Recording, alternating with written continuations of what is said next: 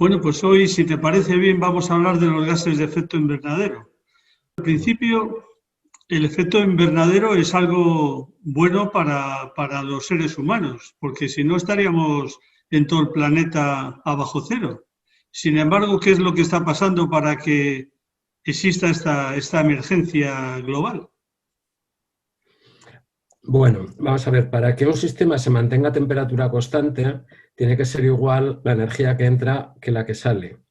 Entonces, en el caso del planeta Tierra, la energía que entra procede del Sol, la radiación solar, entra, se absorbe entonces en el suelo y por la noche, cuando no hay sol, pues entonces este cuerpo negro o este suelo emite y devuelve la energía que ha captado durante el día. Entonces, de esta manera se mantiene el equilibrio térmico en la Tierra.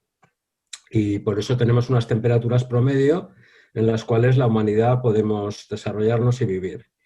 ¿Qué ha sucedido? Bueno, pues lo que ha sucedido es que hemos generado una sociedad que lo que ha hecho es extraer enormes cantidades de materiales fósiles del suelo, fundamentalmente carbón, petróleo y gas natural. Los hemos utilizado como combustible, los hemos quemado y esos materiales que estaban en el suelo han pasado al aire como dióxido de carbono, como CO2. Entonces esto ha modificado la composición de la atmósfera. La atmósfera ha aumentado la concentración de CO2 y con eso ha cambiado su comportamiento. ¿Cuál ha sido el principal cambio en el comportamiento? Bueno, pues que el CO2 al aumentar es un gas, es una molécula que absorbe más energía que el nitrógeno o el oxígeno del aire. O sea, el CO2 es una molécula más compleja y en ese sentido la energía que llega de que rechaza el suelo durante la noche la absorbe y la retiene.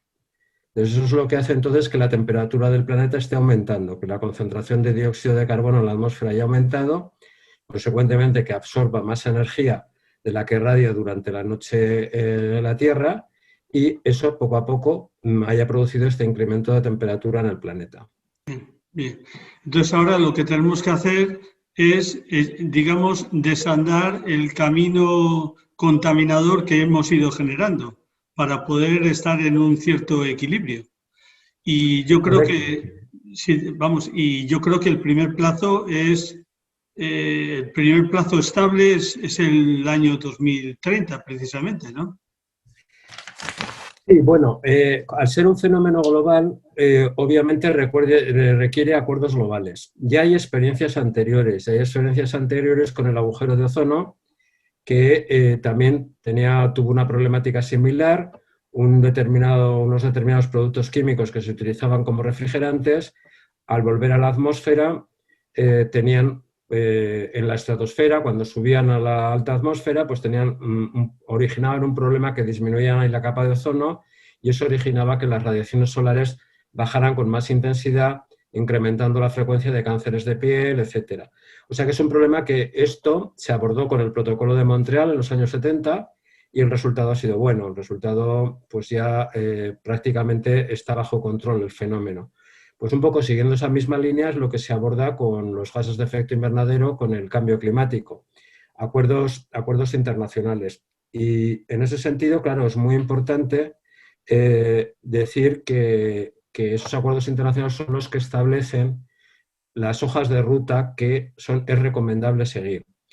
El último es el de París y el próximo va a ser el de Glasgow en noviembre de este año, en la próxima cumbre, y de alguna manera yo creo que se establece a partir de criterios científicos qué hitos debemos ir cumpliendo para que la amenaza sobre el comportamiento del planeta no llegue a límites inadmisibles, ¿no? Es un poco la idea de estas...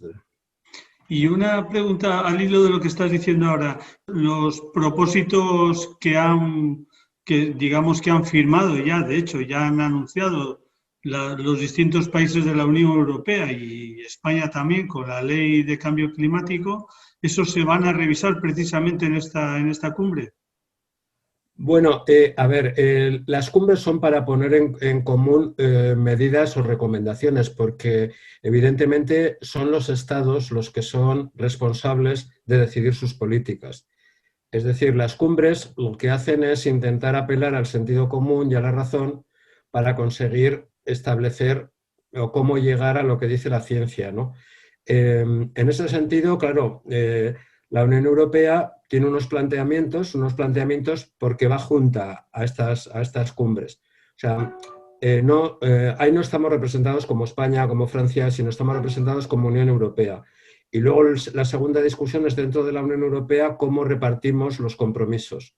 O sea, hay como dos cuestiones distintas. Una, toda la Unión Europea en bloque adquiere los compromisos en las cumbres y luego ya se distribuyen estos compromisos entre los países miembros de la Unión Europea, ¿no? Entonces, en ese sentido, el planteamiento inicial de la Unión Europea es bastante sencillo, es decir, 2030 50% de descarbonización y 2050 descarbonización total. Sí. Ese es el planteamiento que tiene la Unión Europea. Evidentemente, yo creo que ese planteamiento somos conscientes que no es aplicable a todo el planeta. O sea, porque hay países que actualmente están demandando crecer en sus emisiones. Todavía, por ejemplo, China anda por el pico, está llegando al pico de CO2. O sea, Europa está bajando desde hace tiempo, pero hay otras economías que todavía para alcanzar un mínimo de bienestar están creciendo en la generación de gases de efecto invernadero. Entonces ahí ya es donde intervienen las negociaciones y la forma de entablar negociaciones. Pero tenemos que tener en cuenta que estos acuerdos internacionales son acuerdos voluntarios. O sea, nadie va a llegar voluntariamente a un acuerdo que no quiera. Y por lo tanto, el de París lo que mostró es buena voluntad, pero no estableció elementos obligatorios.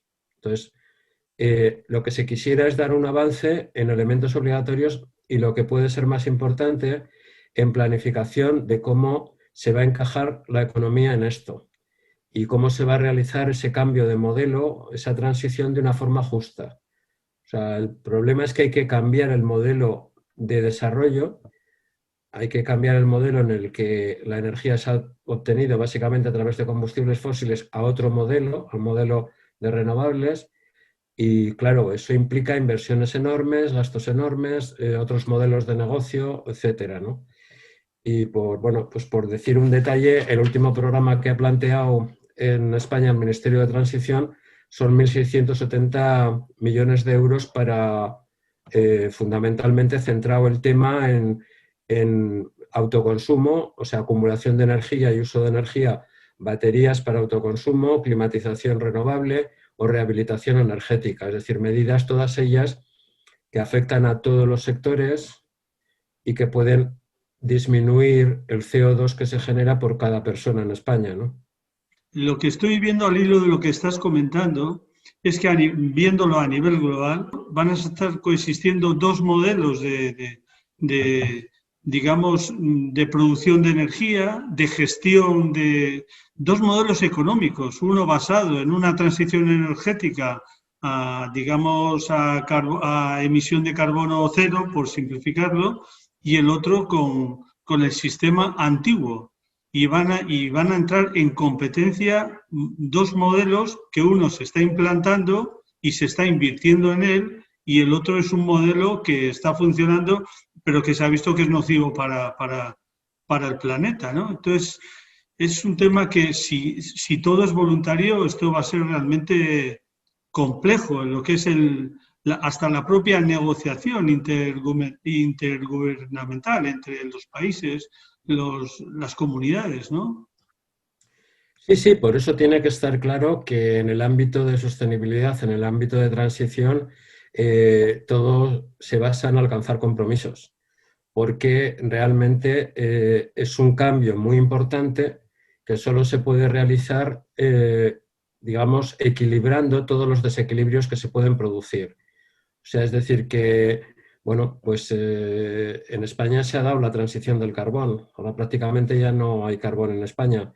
Claro, eso ha tenido unos costes sociales, económicos, que ha habido que compensar. Esa es la idea de la transición justa. O sea, la idea es que no solo tener en cuenta que hay que cumplir los objetivos ambientales, sino también tener en cuenta que en ese modelo hay que atender a las consecuencias negativas para los otros sectores, ¿no? La experiencia yo creo que es un poco interesante mirar un poco al futuro, ¿no? O sea, tenemos que tener en cuenta que en general el bienestar está asociado a crear valor con el conocimiento. O sea, es decir, que cuanto más capaz eres de crear valor mediante conocimiento, mejor vives. Entonces, las sociedades que mejor viven pues son las que tienen esa capacidad más desarrollada. Bien sea, puede ser en el ámbito de la ciencia, puede ser en el ámbito de la cultura, puede ser en cualquiera de los ámbitos que se pueda crear valor, ¿no? No tiene por qué ser solo valor en un ámbito directo, ¿no? ¿Esto qué quiere decir? Bueno, pues que solo esa capacidad de utilizar la inteligencia para crear valor y para avanzar nos va a permitir mantener los estándares de calidad de vida que tenemos. Entonces, no se puede acudir a modelos antiguos que ya no nos van a permitir mantener el nivel de vida. Es decir, si actualmente pensamos que produciendo lo mismo con el precio de la mano de obra que hay en España vamos a poder sobrevivir en el próximo futuro, eso no es muy viable, porque para fabricar cosas que sabe fabricar ahora todo el mundo, probablemente no se podrá pagar el precio de la mano de obra que se está cobrando en España.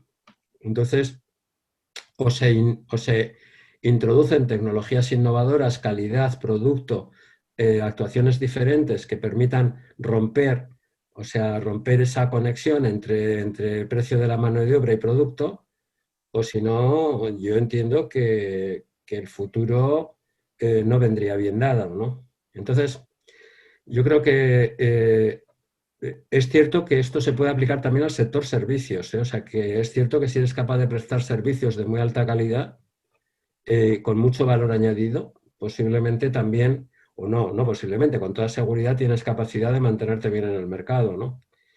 Pero esas son las decisiones que tiene que tomar una sociedad. O sea, lo que está claro es que las cosas van a cambiar drásticamente en esto hasta en el periodo hasta el 2050, va a cambiar todo muy drásticamente. Parece mucho tiempo. Hay gente que cuando hablas del 2050, pues parece como que estás hablando, pero el tiempo pasa muy rápido. Sobre todo los que somos mayores, ya sabemos que el tiempo pasa muy rápido. Y en ese sentido, yo creo que plantearnos un escenario 2050 es una forma acertada de dirigir los esfuerzos, ¿no? Los esfuerzos de una comunidad autónoma como Cantabria o de España o de la Unión Europea, ¿no? O sea que yo creo que aplicar la cabeza a esto yo lo veo muy eficaz y muy útil. Pues espero que en este camino, digamos, la solidaridad entre comunidades y entre países y entre grandes regiones sea también un denominador común en el avance, que no estemos mirándonos solo a nosotros, lo estamos viendo en el día a día, pero seguro que vamos a avanzar en positivo, seguro que sí. Yo lo que decías ahora yo creo que es muy importante. Es muy importante porque se ha asociado la clave a la tecnología y quizá la clave está más bien en el comportamiento humano, lo que decías ahora. O sea, hay un sector de pensamiento que piensa que es más fácil o antes de que se produzca el desastre ambiental por el cambio climático, que se va a producir el desastre por el egoísmo humano y el deseo de invadir al prójimo, etcétera, etcétera, ¿no? Entonces, yo creo que cuando se habla de valor, yo creo que hay que tener también muy en cuenta el valor cultural, ¿no? O sea, el valor de la educación, el valor del respeto, el valor de un montón de cosas que, desgraciadamente, últimamente, pues entre la pandemia, la crisis y tal, pues pueden estar erosionándonos un poco, ¿no? Yo creo que eso es extraordinario, lo que has dicho es extraordinariamente importante. O sea, Sí. eh, no es solo la tecnología, no es solo el cambio climático, es la forma en la que hacemos las cosas, cómo pensamos en los demás, qué es lo qué favorecemos con las decisiones, eso es importante. Sí, muy bien, Ángel, pues nos vemos. Muy bien, gracias, Hasta luego. Paulino. Hasta otro entonces. Adiós.